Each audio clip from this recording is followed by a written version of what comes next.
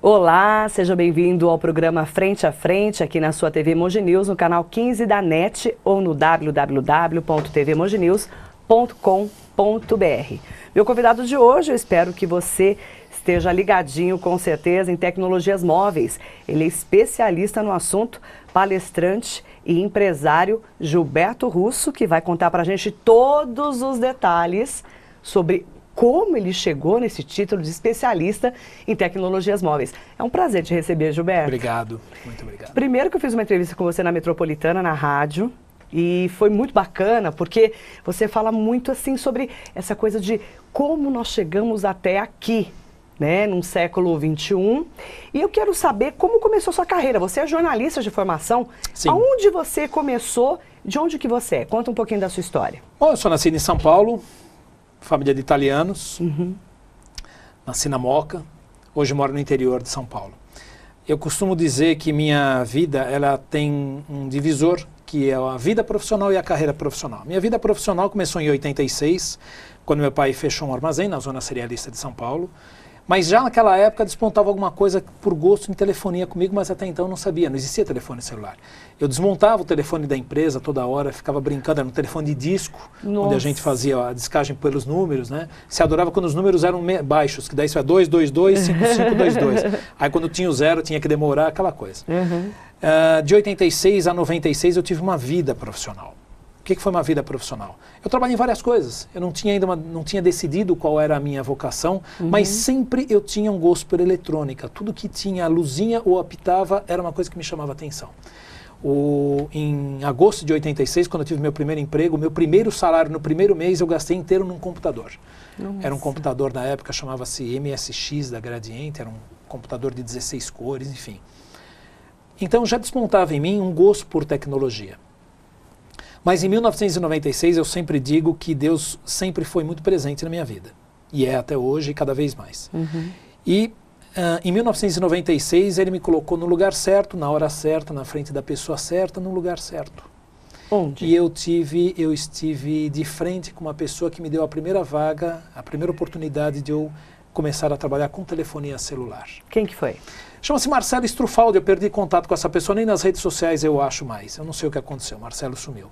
Mas eu dei, depois aí eu comecei a trabalhar já na área de vendas com telefonia celular, e aí a Motorola foi quando as portas se abriram para mim, e eu tive a oportunidade, e falo com muito orgulho, o primeiro curso que foi feito de telefonia celular oficial, treinamento comercial de telefonia celular, foi eu que fiz. Nossa. Do primeiro aparelho da Motorola, aquele grandão. Enorme. O que a gente chamava de tijolola, o PT550. E aí eu comecei a trabalhar naquela época. De lá para cá eu fiz muita coisa. Até hoje eu gozo desse privilégio de ter sido um dos pioneiros. Até hoje eu tenho amigos no ramo. Que bacana. Eu conheço pessoas ainda que estão nesse ramo, outros que estão em outro ramo, mas ainda mantenho contato principalmente com as redes sociais. Mas aí, Gilberto, de vendedor, de especialista ali no dia a dia da Motorola, você já era jornalista de formação. Como é que Apesar de nunca ter atuado. Nunca atuou como jornalista, mas como é que você chegou nessa coisa de palestrante, né? Você está nas empresas para falar de tecnologia, como é que foi isso, esse pulo? Em 2003, quando eu saí da Motorola, eu abri uma empresa, chama-se WG7, e essa empresa era uma empresa voltada à área de consultoria e treinamento em telecomunicações móveis. Esses treinamentos acontecem geralmente para funcionários de operadoras de telefonia móvel, no caso as 4 que nós conhecemos aqui no Brasil, e com o passar do tempo, as empresas, as pessoas que assistiam às minhas aulas, eu comecei a perceber que eu tinha um dom melhor para falar com pessoas mais das vendas corporativas. Vendas corporativas são aquelas pessoas que fazem as vendas para as empresas. Vendem linhas corporativas, planos corporativos. Por quê? São pessoas com um pouco mais de idade, pessoas um pouco mais sérias, não que outros não sejam, mas são pessoas pais de família que já têm mais interesse em conhecer, têm mais necessidade, mais compromisso. E aí eu comecei a perceber que quando eu fazia aula para meninada, eu já não tinha mais o mesmo perfil em sala de aula. O tempo foi passando, o cabelo foi ficando branco, e aí você vai se adaptando um pouco mais. E aí começaram a pintar alguns convites do tipo, Gilberto, você não gostaria de vir aqui dar uma palavra com o pessoal um dia para falar sobre a telefonia, falar um pouco da história? Porque eu tenho assim, na minha raiz do meu trabalho, que é muito recente, que começou em 95, 96, eu tenho as histórias da telefonia celular. Eu participei desde o início de startup da telefonia. Eu era um dos primeiros que começou a fazer treinamento. Aliás, o treinamento primeiro foi eu que fiz. Então, tem muita gente que conhece o Giba da Motorola, ainda falam, algumas pessoas. Hoje mesmo eu tive essa oportunidade de ver, pô, você não era o Giba da Motorola? Então vamos lembrar essa história, já que você é tão precursor assim dessa tecnologia móvel. No comecinho, aquele tijolo, como você brinca, depois o startup, a gente foi se desenvolvendo, eu tive todos esses também. Como cresceu e como nós começamos a trazer essa tecnologia para o Brasil? Conta um pouquinho dessa história para a gente. A telefonia começou num sistema chamado analógico. Sim. Eram aqueles aparelhos, então, que se você entrasse num túnel poderia cair a linha. Hoje ainda pode cair, mas era muito mais fácil de cair a linha naquela época. Você tinha chiado, você tinha um monte de problemas. Mas era uma maravilha. Você pagava, inclusive, para receber ligação naquela época. A Telesp celular daquela época cobrava R$390 para você habilitar uma linha que vinha uma cartinha para sua casa. Você tinha que sair correndo, comprar um aparelho, levar para habilitar, aquela programação era feita dentro do aparelho e você saía falando. Depois disso nós tivemos alguns aparelhos que foram revolucionários, como por exemplo o StarTAC, que foi a miniaturização. Um dos maiores objetos de desejo foi o StarTAC na telefonia. Nada foi igual a ele ainda hoje. Você não consegue encontrar uma loucura, todo mundo queria ter, todo mundo queria ter um StarTAC. Na verdade, eu me lembro da época do PT550, que quando você comprava aquele aparelho, você vinha com 2 baterias. Isso mesmo. E ele vinha um aparelho que você colocava na mesa para carregar 2 baterias. Isso e você saía de manhã de casa com 2. Aí você comprava uma chamada bateria de tarja verde e a grossa para durar mais. Aí, como aquele aparelho era muito caro, você comprava uma capa almofadada.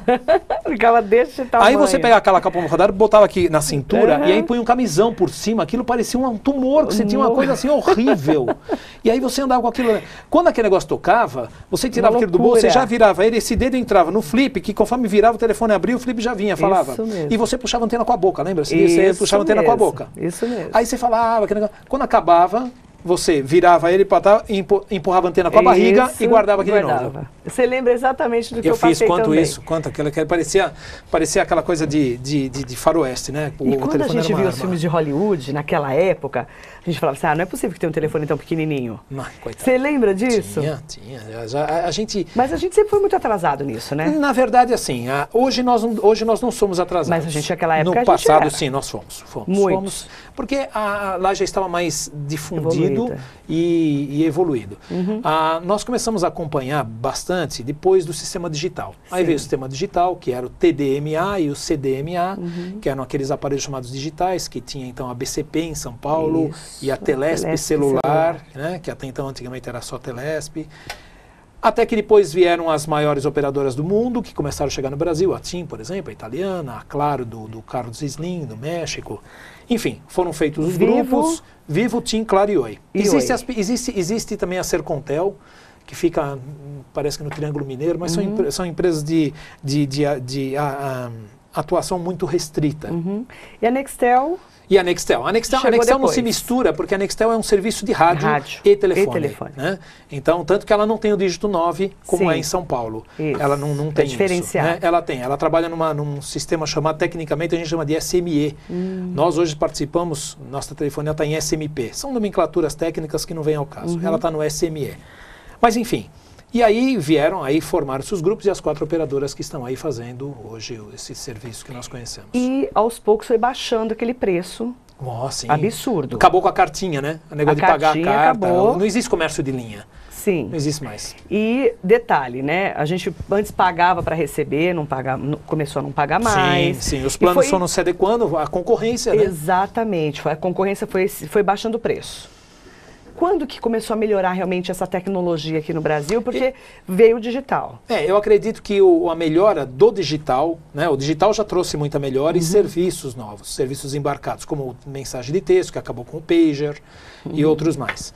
Quando começou, assim, eu acredito que quando a coisa evoluiu de vez mesmo, na minha forma de ver como usuário e como profissional do ramo, foi quando chegaram a tecnologia GSM, que é a tecnologia mundial hoje utilizada, que promove fazer a troca de um chip, a troca da linha. Antigamente você tinha que trocar o telefone, agora você troca só o chip, desde que ele seja da mesma frequência. Então você viaja para outro país, coloca um chip e tudo mais. Então isso foi dando para você cada vez mais mobilidade, que é a minha área, né?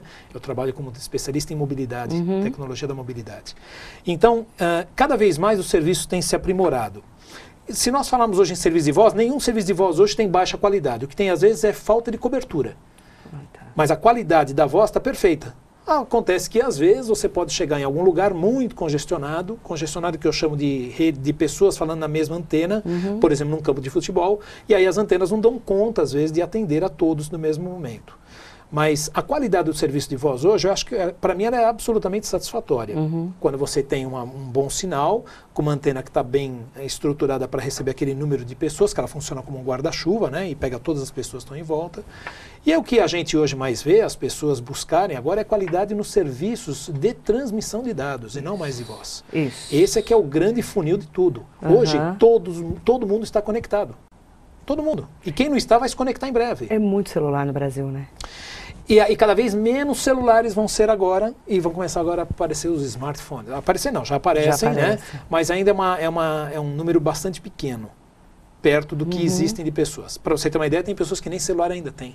Essas provavelmente talvez não cheguem a ter um smartphone, porque são pessoas que já não têm mesmo vontade e familiaridade com isso. Mas do que está vindo por aí, dos jovens, eu não tenho a menor dúvida que isso vai ser uma coisa assim unânime, todos terão. Você vai deixar de ser apenas um número, você vai ser um login. Porque seu smartphone, quando logado a uma rede, é um login.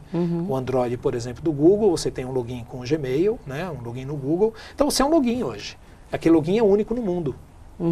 Ninguém tem um igual ao outro. E quando a gente fala em tecnologia móvel, né, a gente ainda se pergunta, nós que não somos especialistas como você, por que cai ainda a linha? Por que some o sinal? Né? Então, assim, no dia a dia, a gente fala assim, puxa, eu mandei a mensagem 3 horas da tarde, chegou meia-noite. Né? Ainda temos muitos problemas assim para resolver. Da rede. Assim, entupiu a rede. Entupiu a rede. Igual encanamento, entupiu. Então, é muita gente utilizando em algum momento. Pode estar havendo algum problema com a central. Isso acontece ainda. Isso ainda é passível de acontecer. Mas perto do que era no passado, Marilei, nossa, evoluímos muito. Nós tivemos uma evolução Mas muito qual a melhor grande. Saída nesse caso? Aguardar chegar a mensagem. Ou então perguntar, chegou? Não tem. Não, existe, na verdade, existem formas assim. Existe uma forma. Muitos telefones você pode programar no menu para que te avise quando a mensagem chegou. Tá. Não tem uma saída, não tem a melhor operadora, não tem o melhor aparelho. Todo mundo é meio igual hoje aqui no Brasil? Sim, porque... Não adianta falar assim, a TIM é melhor que a Vivo, ou pior que a Vivo? Não. O que você poderia considerar melhor não é a operadora em si, mas os planos comerciais que as operadoras oferecem. Que baixaram muito. Exatamente. E aí, o que pode ser muito bom para você na operadora A, pode não ser para mim, mas para mim é a B. Porque se você tem TIM, eu tenho TIM, tudo bem. Eu acabo tendo as 4. Porque o meu trabalho, o meu trabalho exige, mas as pessoas conhecem apenas um número, me ligam apenas um número. Eu tenho as 4 primeiro por economia, porque eu falo com o Brasil inteiro.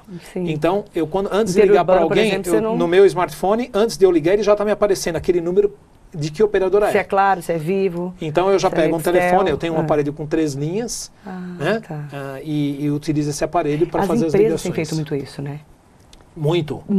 Existem PBX inteligentes hoje que eles estão ligados a uma rede na internet e que quando você faz uma ligação na sua mesa, ele antes de completar, ele fica sabendo qual é a operadora daquele número.